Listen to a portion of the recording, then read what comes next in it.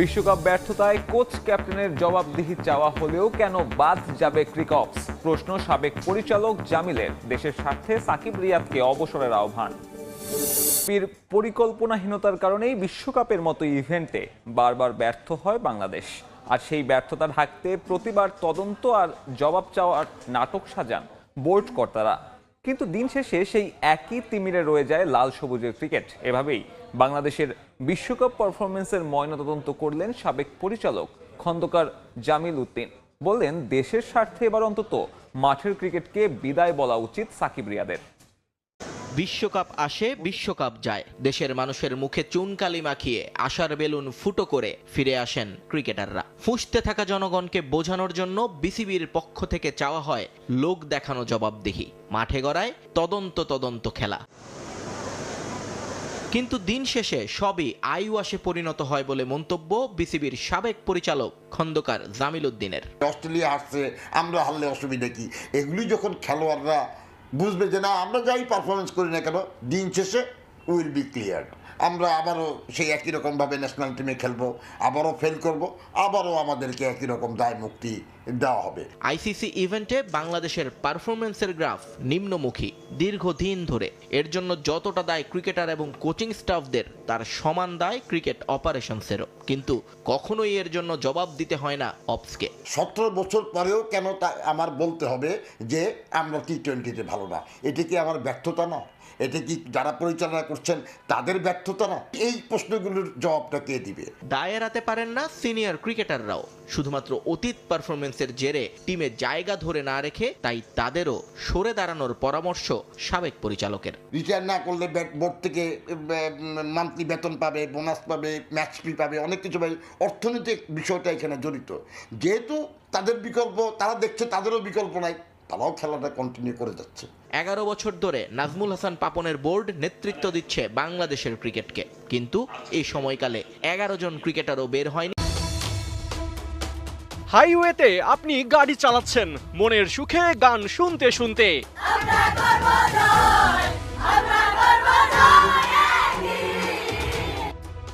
কিন্তু ড্রাইভিং এর এক পর্যায়ে হঠাৎ আপনার সামনে চলে এলো এক ট্রাক, যার গায়ে লেখা সেই অমর বাণী, একটা দুর্ঘটনা সারা জীবনের কান্না। বলুন তো, বর্তমান প্রেক্ষাপটে এই অবস্থায় কে আছেন? জি, ঠিকই ধরেছেন, তাসকিন আহমেদ। ঘুমের কারণে ভারত ম্যাচ মিস করে যে দুর্ঘটনা ঘটিয়েছেন তা সারা জীবনের মতো তার নামের সাথে আফসোস হয়ে জুড়ে গেছে।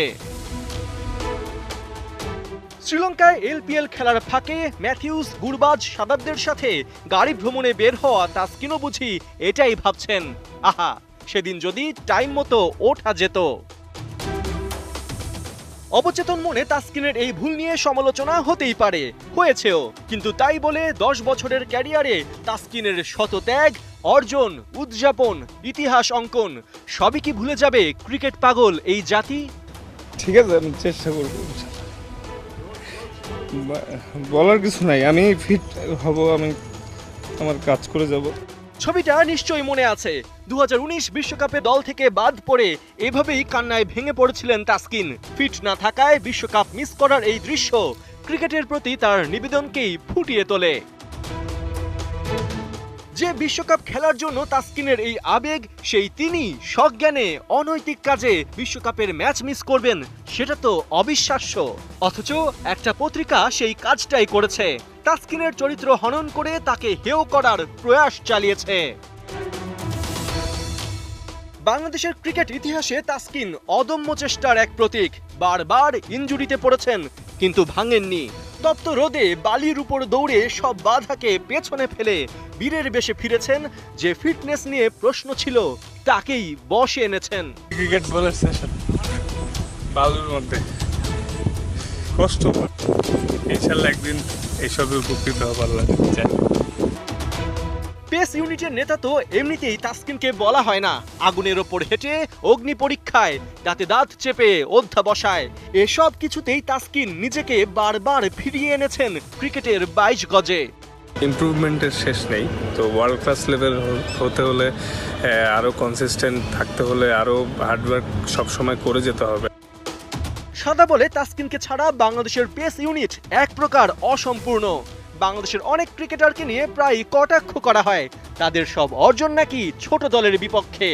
অথচ তাসকিনকেই দেখুন, সাদা বলে তার বেশিরভাগ সাফল্য এসেছে অস্ট্রেলিয়া, ইংল্যান্ড, ভারত, সাউথ আফ্রিকার মতো দলের সাথে।